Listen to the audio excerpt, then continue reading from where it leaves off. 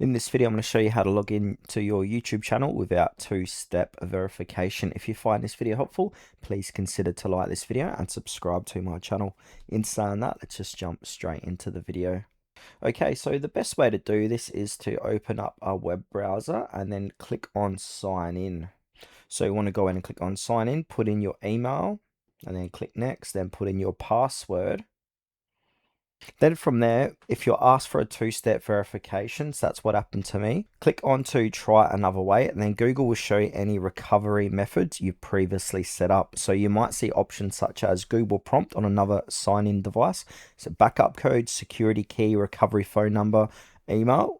Choose whichever option you still have access to. Now, if none of the recovery methods work, continue selecting try another way until Google offers account recovery if it's available. Then basically follow the on-screen instructions and answer as many questions as accurately as possible.